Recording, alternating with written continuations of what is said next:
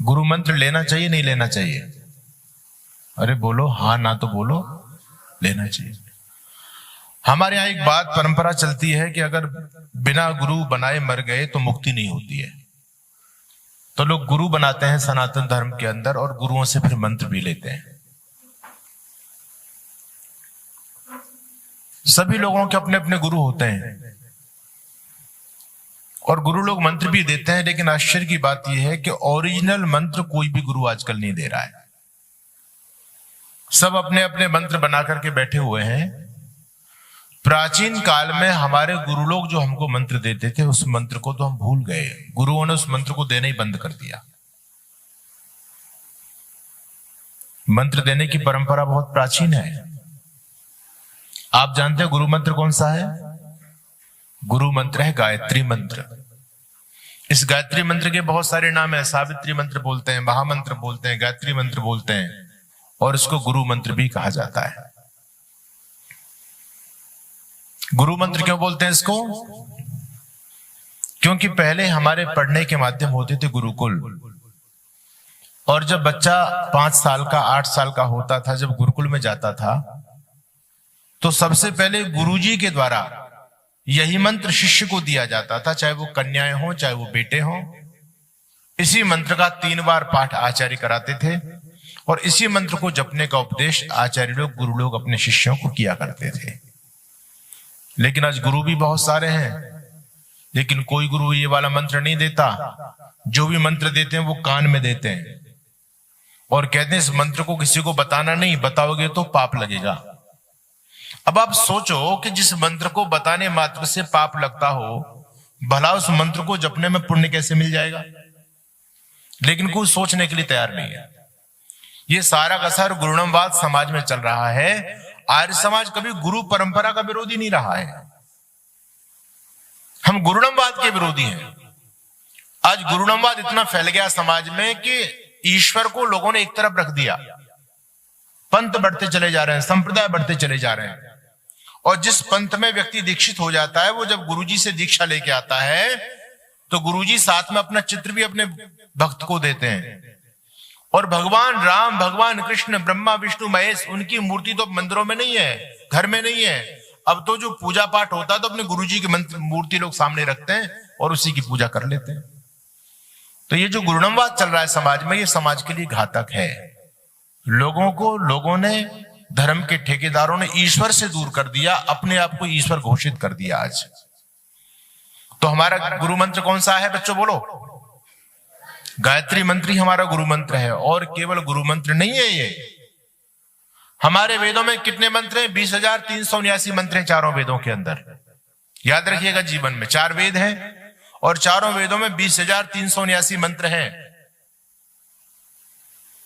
इन इतने सारे मंत्रों का यदि सार मैं किसी को बताऊं तो वो गायत्री मंत्र है। गायत्री मंत्र वेद के सारे मंत्रों का सार है, और ओंकार का नाम भगवान के सारे नामों का सार है। इसलिए ओम नाम सबसे बड़ा, उससे बड़ा न कोई, और जो इसका सुमिरन करे तो शुद्ध आत्मा होए। ओम नाम परम पवित्र है, इससे पवित्र कोई दुनिया में शब्द नहीं है।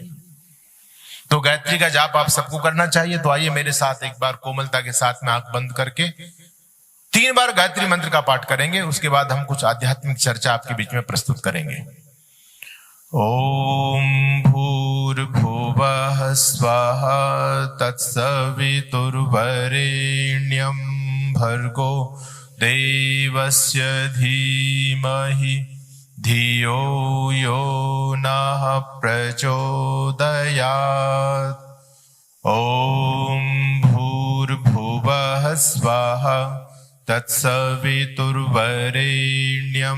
भर्गो देवस्य धीमहि धियो यो नः प्रचोदयात्। ओम भूर्भुवः स्वः तत्सवितुर्वरेण्यं भर्गो देवस्य धीमहि धियो यो नः प्रचोदयात्। आंखें खोल लेंगे।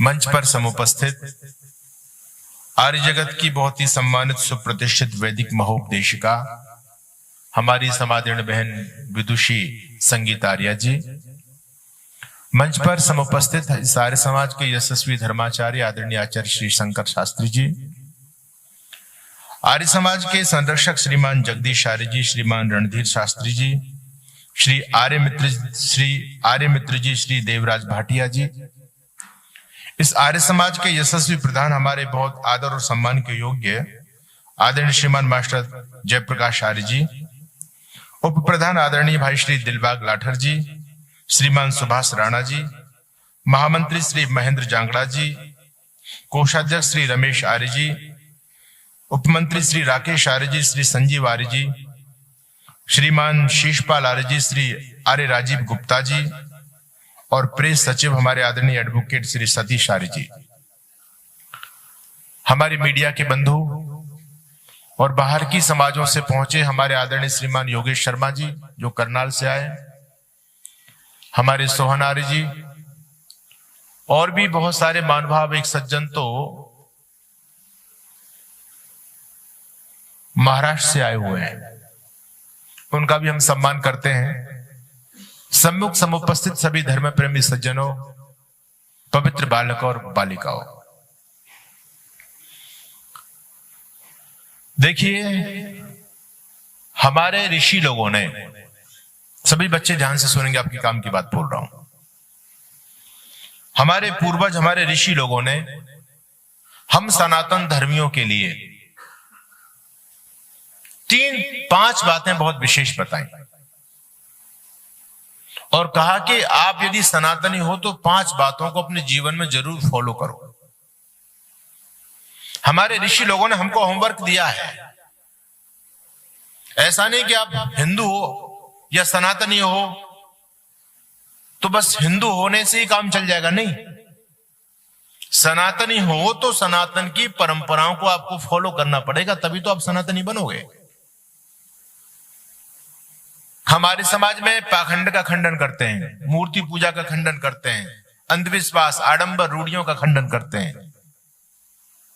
लोग आजकल कुंभ जा रहे हैं, गंगा स्नान से मुक्ति मान रहे हैं, हम उसका खंडन करते हैं कि गंगा स्नान से मुक्ति नहीं होती, पापों से व्यक्ति नहीं बच सकता, पापों का फल तो भोगना ही पड़ेगा।